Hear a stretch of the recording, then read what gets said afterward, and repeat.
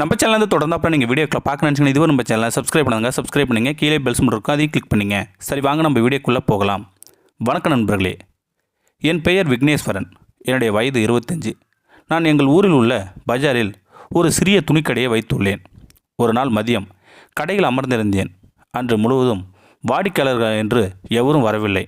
கடிகாரத்தை பார்க்க 3 மணி ஆகியிருந்தது. காலையிலிருந்து சாப்பிடாததால் பசியும் கடுமையாக இருந்தது. வீட்டில் சாப்பிட செல்லலாம் என்றால் அதற்கு வழி இல்லை. காரணம், வீட்டில் உள்ளவர்களுக்கு என்னை பற்றி கவலையும் இல்லை, அக்கறையும் இல்லை. அவர்கள் நான் சம்பாதிக்கும் பணத்தின் மீது மட்டுமே அக்கறையும், அதுவும் நான் கடையை அடைத்துவிட்டு சாப்பிட வந்துவிட்டேன் என்றால் இதை வைத்தே வீட்டில் ஒரு சண்டையும் நடக்கும். இதை அனைத்தும் யோசித்தவரே நான் கடையை அடைத்து கொண்டிருக்கும் பொழுதே எனது அருகே 6 வயது மிக்க ஒரு சிறுமி வந்து நின்றாள். நானும் யோசித்தவாறே, உனக்கு ஏதாவது பொருள் வேண்டுமா என கேட்க, அவளே தனது கையில் வைத்திருந்த ஒரு கூடையை கொடுத்து, இதில் சாப்பாடு உள்ளது, உங்களுக்காக எனது அம்மா அனுப்பி வைத்தார், நீங்கள் சாப்பிடுங்கள் என கொடுத்தாள். எனக்கு ஆச்சரியமாக இருந்தது. இப்பொழுதுதான் நினைத்தேன், அதற்குள்ளாகவே சாப்பாடு கிடைத்து விட்டதே என்று. நானும் ஒன்றும் கூறாமல் சிறுமியிடம் அவளுக்கு அவளது அம்மாவிற்கும் நன்றி சொல்லிவிட்டு பிறகு கடையிலே அமர்ந்து சாப்பிடத் தொடங்கினேன். சாப்பாடு நன்றாகவே இருந்தது. பிறகு 2-3 வாடிக்கையாளர்கள் வர நானும் வியாபாரத்தில் மூழ்கிவிட்டேன். மறுநாளும் அதே போலவே அந்த குழந்தை மீண்டும் சாப்பாடை எடுத்து வந்து என்னிடம் கொடுத்தது. இப்படியாக தொடர்ந்து 1 வாரம் வரை கொடுத்து கொண்டே இருந்தது. நானும் இதுவரை அந்த குழந்தையிடம், நீ யார், உனது அம்மா யார், எதற்காக எனக்கு சாப்பாடு தருகிறீர்கள் என கேட்டதில்லை. எங்கள் பகுதியில் இல்லாதவர்களுக்கு உணவு கொடுப்பது பெரிய விஷயமில்லை. ஆனால் 1 வாரம் என்பது அதிகம்தான். எனக்கு ஒரு மாதிரியாகத்தான் இருந்தது. யார் என்றே தெரியாதவர்களிடம் சாப்பாடு என்று இன்றும் எப்படியும் அந்த குழந்தை கேட்டுவிடலாம் என்று முடிவெடுத்தேன். நான் எதிர்பார்த்தது போலவே அந்த நாளும் அந்த குழந்தை கையில் உணவுடன் வந்தது. பிறகு அந்த குழந்தையிடம் அழைத்து அன்பாக கேட்க ஆரம்பித்தேன். எதற்காக உனது அம்மா தினமும் எனக்கு சாப்பாடு கொடுக்கிறார், நீங்கள் எங்கு இருக்கிறீர்கள் என கேள்விகளை கேட்டேன். குழந்தையும் பேச ஆரம்பித்தது. அதில் பதிலை கேட்டு நான் அதிர்ச்சி அடைந்தேன்.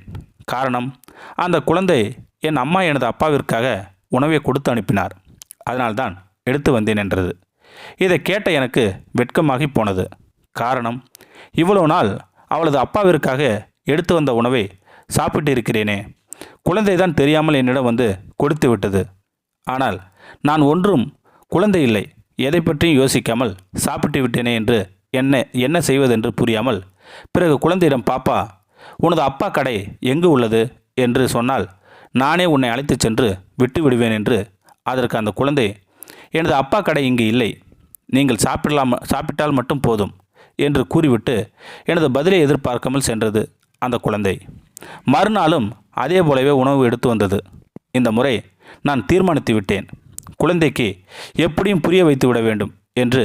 குழந்தையிடம், பாப்பா, எனக்கு உணவு வேண்டாம், நீ திரும்பி எடுத்துச் செல், உனது அம்மாவிடம் சொல்லிவிடு என்று கூற சிறிது நேரம் அமைதியாக நின்ற குழந்தை என்ன நினைத்தது தெரியவில்லை, அழ ஆரம்பித்தது. பிறகு என்னிடம், தயவு செய்து சாப்பிடுங்கள், அப்பொழுதுதான் எனது அப்பாவிற்கு சாப்பாடு கிடைக்கும் என்றது. எனக்கு ஒன்றும் புரியவில்லை. பிறகு குழந்தையிடம் இருந்த உணவை வாங்கி வைத்து விட்டு கொண்டேன். குழந்தையும் உணவை கொடுத்த மகிழ்ச்சியில் திரும்பிச் சென்றது.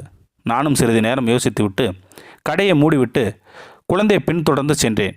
நான் ஒரு முடிவெடுத்திருந்தேன், இன்று குழந்தையின் வீட்டிற்கு சென்று என்னவென்று தெரிந்து கொள்ளலாம் என்று.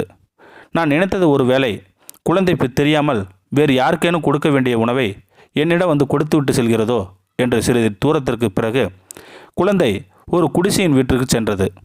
நானும் வெளியே நின்று குரல் கொடுக்க அங்கே 22 வயது மதிக்கத்தக்க ஒரு பெண்மணி வெளியே வந்தார்.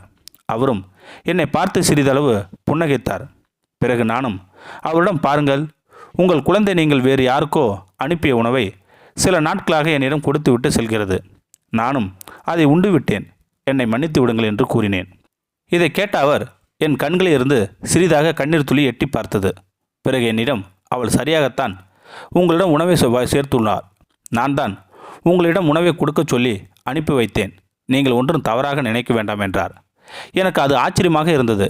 பிறகு நானும் அவரிடம் அதற்கு என்ன காரணம் என்று கேட்டேன். பிறகு அவர் பேச ஆரம்பித்தார். எனது மகளின் பெயர் ரேகா. அவளது அப்பா அவள் பிறப்பதற்கு முன்பாகவே இறந்து விட்டார். நான் தான் கிடைக்கும் வேலைகளை செய்து அவளை வளர்த்து வருகிறேன்.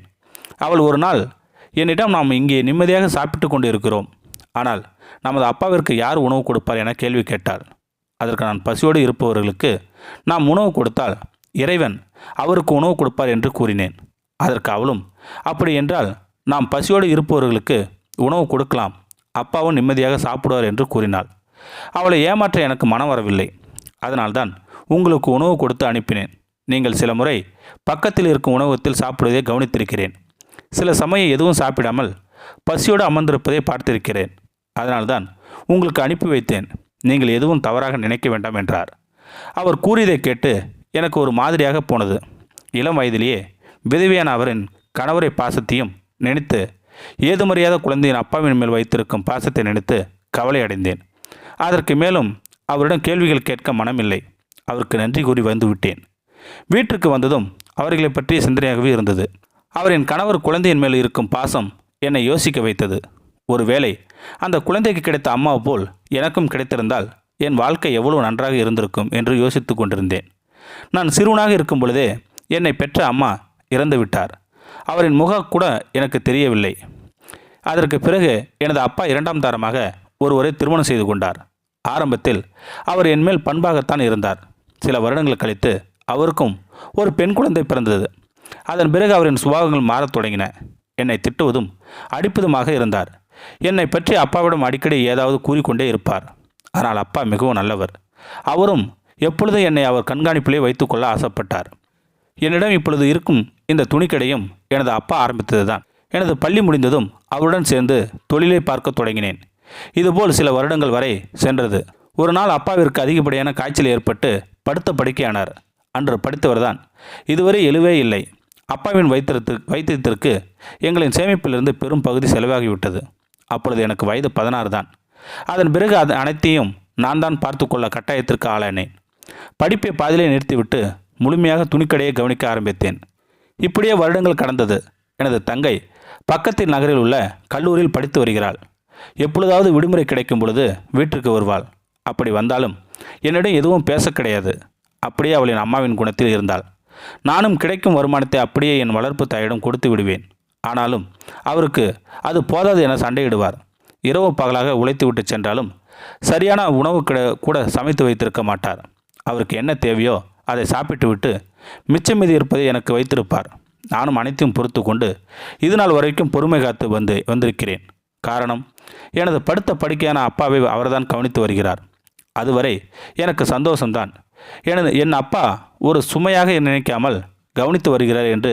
அதனால்தான் இன்று வரை அவர் என்ன சொன்னாலும் பொறுத்து கொண்டு கடந்து விடுவது. இதை அனைத்தும் நினைத்து பார்த்து எப்பொழுது ஒருங்கினேன் என்று எனக்கே தெரியவில்லை. மறுநாள் காலை எப்பொழுதும் போலே கடைக்கு வந்து விட்டேன்.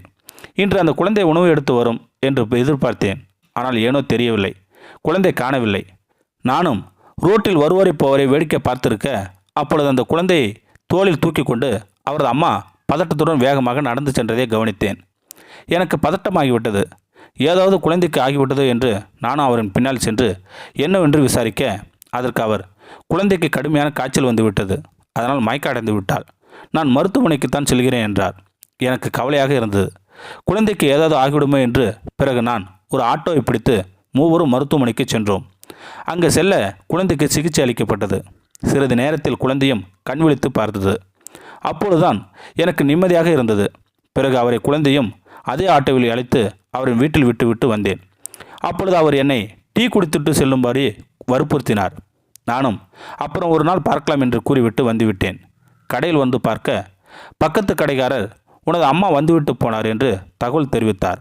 நானும் பதறிப்போய் என்னவாக இருக்கும் என்று யோசித்தவரே வீட்டிற்கு சென்றேன். அங்கு சென்று பார்க்க மருத்துவர் எனது அப்பாவை பரிசோதித்து கொண்டிருந்தார். அவர் என்னிடம், இன்னும் சில மணி நேரம் மட்டுமே உனது அப்பா உயிரோடு இருப்பார் என்று கூறிவிட்டு சென்றார். எனக்கு அழுகையாக வந்தது. அப்பாவின் கைகளை பிடித்து கொண்டு வெகு நேரமாக அழுது கொண்டே இருந்தேன். கடைசியாக என்னை பார்த்தபடியே அப்பாவும் இறந்து போனார். எனக்கு இருந்த ஒரே ஒரு ஆறுதல் அப்பா மட்டும்தான். நல்லபடியாக இறுதிச் சடங்குகளை நடத்தி வைத்தேன். 2-3 நாட்கள் வரை அந்த துக்கத்திலிருந்து மீளவே இல்லை. கடைக்கு செல்லவும் விருப்பமில்லை. இப்படியே 10 நாட்கள் கடந்து விட்டது. அதுவரை கடையை திறக்கவே இல்லை. சில நாட்களுக்கு பிறகு என் வளர்ப்பு அம்மா என்னிடம் வந்து, உனது தங்கை இன்னும் 10-15 நாட்கள் கல்லூரியில் முடித்து விடுவாள். அவளுக்கு பெரிய இடமாக மாப்பிள்ளை வந்திருக்கிறது. அவள் வந்ததும் திருமணம்தான். அவளின் திருமணத்தில் 5 லட்சம் வரை தேவைப்படுகிறது. அதை நீதான் தர வேண்டும். இது உன்னுடைய பொறுப்பு தான். பணத்தை ஏற்பாடு செய்துவிடு என்றார். எனக்கு அதிர்ச்சியாகவும் ஆச்சரியமாக இருந்தது. அவளின் திருமணத்தை பற்றி இதுநாள் வரை என்னிடம் கூறியதே இல்லை. என்னை விட 5 வயது சிறியவள். திருமணம் செய்து வைக்க நினைக்கும் அவர் என்னை பற்றி யோசிக்கவே இல்லை என்று கவலை அடைந்தேன். பணத்தை எப்படி ஏற்பாடு செய்வது என்று புரியவே இல்லை. ஏனெனில் நானாக தனியாக எதுவும் சேமித்து வைக்கவில்லை. எவ்வளவு கிடைக்கிறதோ அது அனைத்தையும் அவருக்கே கொடுத்து விழுந்து விடுவேன். அவரும் அதை புரிந்து கொள்ளாமல் மீண்டும் மீண்டும் தொந்தரவு செய்ய ஆரம்பித்தார். உனது அப்பா இருந்திருந்தால் அனைத்தையும் செய்திருப்பார். மாற்றான் தாயின் சகோதரி என்பதால் நீ இப்படி எல்லாம் நடந்து கொள்கிறாயே என அப்பட்டமாக பழி சுமத்தினார். அவரின் பேச்சு என்னை காயப்படுத்தியது. பிறகு ஒரு முடிவு எடுத்து வேறு வழி இல்லாமல் கடையை விற்றுவிட்டேன். அதில் கிடைத்த பணத்தை 1 ரூபா கூட குறையாமல் அவரிடம் கொடுத்தேன். அவரும் சந்தோஷமாக கல்யாண ஏற்பாடுகளை தொடங்கினார். நானும் கடையை விற்றவர்களிடம் இருக்கும் துணிமணிகளை எடுத்துக்கொள்வதற்கு சில நாட்கள் வரை அவகாசம் கேட்டிருந்தேன். அவர்களும் சரி என்று சம்மதித்தனர். திருமணமும் நல்லபடியாக நடந்து முடிந்தது. சகோதரியுடன் எனது வளர்ப்பு தாயும் சென்று விட்டார். நான் தனிமரமாக அனாதையாக விடப்பட்டேன். சில நாட்கள் கழித்து எனது வீட்டுக்கு சில ஆட்கள் வந்தனர்.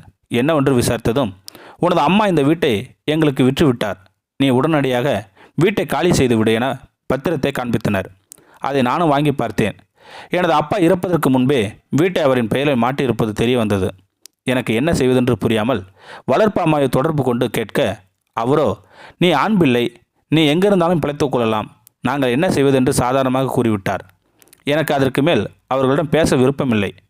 இப்பொழுது என்ன செய்வதென்று புரியாமல் வெறும் கையுடன் நின்றேன். கடையின் வாசல் அமர்ந்து என்னிடம் இருக்கும் துணிமணிகளை கிடைத்த விலைக்கு விற்றுவிட்டு அதில் கிடைக்கும் பணத்தை வைத்து வேறு ஊருக்கு சென்று பிழைத்துக் கொள்ளலாம் என்று யோசித்து கொண்டிருந்தேன். அப்பொழுது சரியாக அந்த குழந்தையும் வந்தது. அதே போலவே அன்று அதன் கையில் உணவுப் பொட்டலங்கள் இருந்தது. நானும் குழந்தையிடம், பாப்பா, இனிமேல் உணவு எடுத்து வர வேண்டாம், நான் இனி ஊரில் இருக்க மாட்டேன், நீங்கள் செய்த உதவிக்கு மிகவும் நன்றி என்றேன். குழந்தையும் என்னிடம், எனது அம்மா உங்களை காண வேண்டும் என்று கூறினார். உங்களுக்கு நேரம் இருந்தால் எங்கள் வீட்டுக்கு வர முடியுமா என பாசமாக கேட்டதும் நானும் சிறிது நேரம் யோசித்தேன். எப்படியும் இந்த ஊரை விட்டு சென்றால் அவர்களை காணப்போவதில்லை. இவ்வளவு நாள் சாப்பிட்டதற்கு அவர்களுக்கு நன்றி கூறிவிட்டு சென்று விடலாம் என்று முடிவெடுத்து குழந்தையை அழைத்து கொண்டு அவர்கள் வீட்டிற்கு சென்றேன். குழந்தையின் அம்மாவிற்கு எனது அப்பா இருந்தது தெரிந்ததும் எனக்கு ஆறுதல் கூறினார். நானும் அவரிடம், இவ்வளவு நாள் செய்த உதவிக்கு நன்றி, இனிமேல் இந்த ஊரில் இருக்கப் போவதில்லை என கூறினேன். அதற்கு அவரும் என்ன ஏது என்று விசாரிக்க எனக்கு நடந்த அனைத்து கொடுமைகளும் உண்மைகளை தெரிவித்தேன். அதை கேட்டு அவரும் கவலை அடைந்தார். ஏனோ தெரியவில்லை, போகும்பொழுது அவர்களை பற்றியும் தெரிந்து கொள்ள வேண்டும் என்று நினைத்தேன். நானும் மெதுவாக, உங்களுக்கு விருப்பம் இருந்தால் உங்களை பற்றி சொல்லுங்கள் என கேட்டேன். அவரும் பேச ஆரம்பித்தார். என்னுடைய பெயர் பாக்கியலட்சுமி. எனக்கு பக்கத்தில் இருக்கும் கிராமம்தான் சொந்த ஊர். எனது அம்மா சிறு வயதில் இறந்து விட்டார். எனக்கென்று இருந்த அப்பாவும் எனது 15வது வயதில் இறந்து விட்டார். அதன் பிறகு சித்தப்பா வீட்டில் தான் வளர்ந்தேன். அவர் நல்லவர்தான். ஆனால் சித்திக்கு தான் நான் அங்கு வளர்வது பிடிக்கவில்லை. இவளுக்கு செலவு செய்து திருமணம் செய்து வைக்க வேண்டுமோ என நினைத்தார். சித்தி அப்பாவிற்கு ஒரு மகனும் இருந்தார். அவன் எனக்கு அண்ணன். சிறு வயதிலிருந்தே சித்தி என்னை கொடுமை செய்வார். சரியான சாப்பாடு கூட கிடைக்காது. அந்த வீட்டில் இரவு பகலாக வேலை செய்து கொண்டிருப்பேன். என்னதான் சித்தப்பா என் மேல் பாசமாக இருந்தாலும் சித்தியின் முன்னால் அவரின் பேச்சு எழுப்படாது. எனது அண்ணன் சித்தியுடன் போலவே என்னை அடிப்பதும் கொடுமை செய்வதுமாக இருந்தான். எனது அண்ணனுக்கு திருமணம் நடந்தது. அவனுக்கு கிடைத்த மனைவி மிக நல்லவர். எனது நிலைமையை நன்றாக அவர் புரிந்து கொண்டார். எந்த வேலை செய்தாலும் அதில் எனக்கு உதவி செய்வார். இது சித்திக்கு பிடிக்கவே இல்லை. அவருடன் சண்டையிட ஆரம்பித்தார். இருந்தாலும் சித்திக்கு தெரியாமல் சில உதவிகளை செய்வார். இந்த நிலையில் அண்ணியின் காண்பதற்கு அவரது தம்பி அடிக்கடி வீட்டுக்கு வருவார். அப்பொழுது வரும்பொழுதாம் என்னை அவருக்கு மிகவும் பிடித்து போனது. பலமுறை நேரடியாக என்னிடம் காதலை வெளிப்படுத்தினார். எனக்கு அவரை பிடித்திருந்தது. ஆனால் சித்திக்கு பயந்து கொண்டு எதுவும் சொல்லாமல் இருந்தேன். ஒரு கட்டத்தில் அண்ணியிடம் சொல்லி அண்ணி தான் எனக்கு தைரியத்தை கொடுத்தார். நான் பேசி திருமணம் செய்து வைக்கிறேன் என்று. பிறகு நானும் காதலை தெரிவிக்க இருந்தேன். ஒளிந்து காதலித்தோம். ஒரு கட்டத்தில் எங்கள் காதல் அண்ணியின் அம்மாவிற்கு தெரிய வந்தது. அவரும் சித்தியை போலவே குணமுள்ளவராக இருந்தார். எங்களின் காதலை அவர் ஏற்றுக்கொள்ளவில்லை. அவரும் பணக்கார இடமாக பார்த்து திருமணம் செய்து வைக்க வேண்டும் என்று நினைத்தார். எங்களின் காதல் வீட்டிலும் தெரிய ஆரம்பித்தது. சித்தப்பாவிற்கு சம்மதம் என்றாலும் சித்திக்கு சம்மதமில்லை. பிறகு நாங்கள் இருவரும் முடிவெடுத்து வீட்டை விட்டு வெளியேறினோம். திருமணம் செய்து கொண்டோம். சில மாதங்கள் வரை மிகவும் சந்தோஷமாக வாழ்ந்தது. அவர் ஓட்டுநராக பணிபுரிந்து வந்தார். நானும் சில மாதங்கள் கர்ப்பமானேன். குழந்தை பிறக்கவும் இன்னும் சில நாட்கள் இருந்தது. அப்பொழுது ஏற்பட்ட விபத்தில் என் கணவர் சம்பவ இடத்திலே இறந்து விட்டார். அன்றிலிருந்து எனது வாழ்க்கை இருண்டு போனது. நானும் சில நாட்கள் வரை அழுது துடித்தேன். ஆனால் எதுவும் மாறவில்லை. ஊரார்கள் பேசுவார்களே என்று பயந்து மாமியார் என்னை அவருடன் அழைத்துச் சென்று பிரசவம் பார்த்தார். எனக்கு ஒரு பெண் குழந்தையும் பிறந்தது. அதன் பிறகு சில நாட்கள் அவர் கொடூர முகத்தை காண்பித்தார். எனது மகனை பிரித்து அவனை கொன்றுவிட்டாய் என சோகத்தில் இருந்த என்னை மேலும் மேலும் காயப்படுத்தி கொண்டிருந்தார். நானும் பல்லை கடித்து கொண்டு 2 வருடங்கள் அவருடன் இருந்தேன். ஒரு கட்டத்தில் என்னை அடிக்கவும் தொடங்கிவிட்டார். அதற்கு மேல் அவரது வீட்டில் இருந்தால் எனக்கு என் குழந்தைக்கும் உயிருக்கு ஆபத்து ஏற்படும் என்பதை புரிந்து கொண்டேன். சித்தப்பா வீட்டிற்கு செல்ல மனமில்லை. நானும் ஒரு முடிவெடுத்து குழந்தையை அழைத்து கொண்டு இந்த ஊருக்கு வந்துவிட்டேன். இங்கு கிடைக்கும் வேலைகளை செய்து குழந்தையும் என்னால் முடிந்த அளவிற்கு நன்றாக வளர்த்து வருகிறேன் என்று கண்ணீருடன் தனது சோகமான கதையை சொல்லி கொண்டிருந்தார். அவர் அழுவதை பார்த்து எனது கண்களில் இருந்து கண்ணீர் கசிந்தது. என்னை விட அவருக்குத்தான் அதிகமான சோகம் என்பதை புரிந்து கொண்டேன். இருவரும் சில நிமிடங்கள் வரை அமைதியாக இருந்தோம். நான் அப்பொழுது ஒரு முடிவு எடுத்து விட்டேன். பிறகு அவரிடம், நான் ஒன்று சொல்கிறேன், தவறாக நினைக்காதீர்கள். எனக்கு ஒரு ஆறுதல் தேவைப்படுகிறது. உங்களுக்கும் உங்களது குழந்தைக்கும் ஒரு ஆறுதல் தேவைப்படுகிறது. நாம் இருவரும் திருமணம் செய்து கொள்ளலாமா என்று நேரடியாக கேட்டுவிட்டேன். இதை அவர் சிறிது எதிர்பார்க்கவே இல்லை. லேசாக பதறிப்போனார். பின்பு நான் அவருடன், கவலைப்படாதீர்கள், உங்களையும் குழந்தையை நல்லபடியாக பார்த்துக்கொள்வேன். என்னை தவறாக நினைக்க வேண்டாம். எனது மனதில் உள்ளதை கூறினேன். உங்களுக்கு விருப்பம் இருந்தால் நாளை வரை இங்குதான் இருப்பேன். அதற்குள் உங்களை முடிவுகளை சொல்லிவிடுங்கள் என்று கூறிவிட்டு அங்கிருந்து வந்துவிட்டேன். மறுநாள் கடையில் உள்ள துணிகளை வேறு இடத்திற்கு எடுத்து செல்ல தயாராக கொண்டிருந்தேன். அப்பொழுது மதிய நேரத்தில் மீண்டும் அந்த குழந்தை வந்தது. எப்பொழுதும் போல அதன் கையில் உணவுப் பொட்டலங்கள் இருந்தது. அதோடு சேர்த்து ஒரு கடிதமும் இருந்தது. நான் குழந்தையை அனுப்பிவிட்டு ஆவலாக கடிதத்தை பிடித்து பார்க்க அதில் சம்மதை என்று ஒரு வரி மட்டுமே இருந்தது. அதை பார்த்ததும் மிகவும் மகிழ்ச்சி அடைந்தேன். பிறகு எனக்கு தெரிந்த சில பேரை அழைத்து கொண்டு முறைப்படி அவரின் வீட்டுக்கு சென்றேன். பிறகு சில பேரின் உதவிகளோடு கோவிலில் எங்களது திருமணம் மிகவும் எளிமையாக நடைபெற்றது. எங்களின் இல்லற வாழ்க்கை எளிமையாக தொடங்கியது. பிறகு எனக்கு தெரிந்த சில பேரிடம் கடன் வாங்கி சிறிதாக ஒரு புதிய துணிக்கடையை ஆரம்பித்தேன். கடவுளின் ஆசீர்வாதத்தால் நல்லபடியாக வியாபாரம் சென்றது. சில மாதங்களே பெரிய கடை விலைக்கு வாங்கும் அளவிற்கு லாபம் கிடைத்தது. எங்களின் வாழ்க்கை தரமும் மாறத் தொடங்கியது. நானும் சொன்னது போலவே அவரை அந்த குழந்தையும் நான் எனது ஒரு குழந்தையாக நினைத்து சந்தோஷமாக வைத்து கொண்டேன். 3 ஆண்டுகள் கழித்து எங்களுக்கு ஒரு ஆண் குழந்தை பிறந்தது. இப்பொழுது எங்களுக்கென்று வீடு, எனது மகளின் பெயரில் 2 கடைகள் இருக்கிறது. நாங்கள் எங்களின் வாழ்க்கை இறைவன் அருளால் எந்த குறையும் இல்லாமல் சந்தோஷமாக வாழ்ந்து வருகிறோம். இந்த வீடியோ பற்றி கருத்தை கீழே இருக்கிற கமெண்ட் செக்ஷன் சொல்லுங்கள். அப்படியே நம்மளோட சேனலை சப்ஸ்கிரைப் பண்ணுங்கள். சப்ஸ்கிரைப் பண்ணிங்க. கீழே பெல் சிம்பல் இருக்கும், அதையும் கிளிக் பண்ணிங்க. தேங்க்யூ ஃபார் வாட்சிங்.